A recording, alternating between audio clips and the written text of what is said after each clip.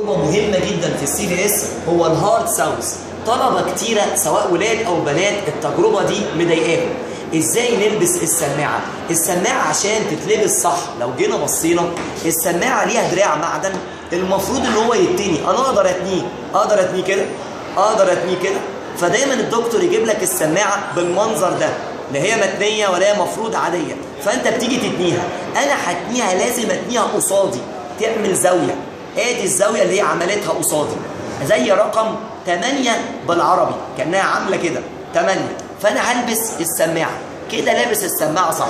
بعد كده هخبط على الدايافرام، فلو خبطت على الدايافرام اقدر اسمع صوت خبطة صباعي.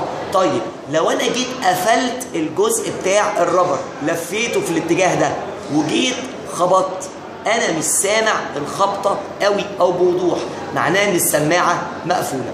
فطبعا هجيب زميلكم ابو الفتوح، ازيك يا محمد، وهطلب منه ان هو يلبس السماعة بحيث تشوفوها على زميلكم. البس السماعة يا محمد بس كده مظبوط.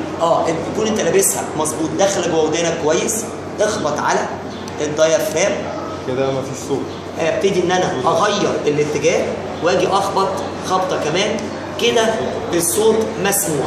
فاجي هطلب من زميلكم ان هو يديني السماعه واقول لكم نحط السماعه على جنب ونعرف هنعمل ايه.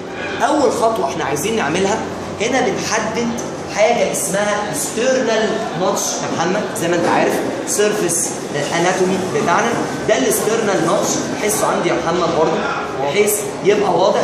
هنزل بصباعي عمودي بحيث الاقي مطب ده هو بوني بروميننس. هتلاقي كأنه اتصال بين عظمتين، مانيوبريم فوق وسترنم تحت. هطلب من محمد يحس عندي علشان فكرة الإحساس. هنزل هلاقي بوني بروميننس. البوني بروميننس كل اللي سامعين عارفين اسمه ستيرنال انجل او انجل اوف لويس. طبعا احنا بنشكر محمد ان هو وافق يعمل معانا التجربه، مش هنخليه يقلع هدومه، هتبقى عادي تجربه هتتعمل. اجي بالستيرنال انجل وامشي كده بالعرض، هحس هنا السكند ريب، لان يا جماعه الفيرست ريب اساسا مستخبي ورا الكلافيكل. في ادي السكند ريب احط تحتيها صباعي، يبقى انتر كاستال سبيس، وبنسمي السبيس صح باسم الريب اللي فوق سيرد ريب. بصوا هتلاقوا ان انا عمال اتك قوي، انا اسف يا محمد بس عشان احس السبيس. ادي سيرد سبيس، ادي فورث سبيس، الفيفث سبيس بيبقى موجود تحت النبل تقريبا. طبعا ناس كتيره بتسال ليه كل الكلام ده؟ ما كان المفروض تحط تحت النبل، تحط السماعه هنا وخلاص. لا، لازم نمشي سيرفيس اناتومي. فانا هعمل ايه دلوقتي؟ هلبس السماعه وكنت بعد اجي احط السماعه في هذا الاتجاه عند الفيفث لفت انتركاستال سبيس. بس في نقطه مهمه، لازم السماعه تتحط في اتجاه الانتر كلافيكولار لاين او ميد كلافيكولار لاين. انا عايز السماعه كأن الخط الوهمي ده بيعدي عليها. هطلب من محمد يجيب رقبته كده واجي احس الماسل دي اسمها ستيرنو ماستويد.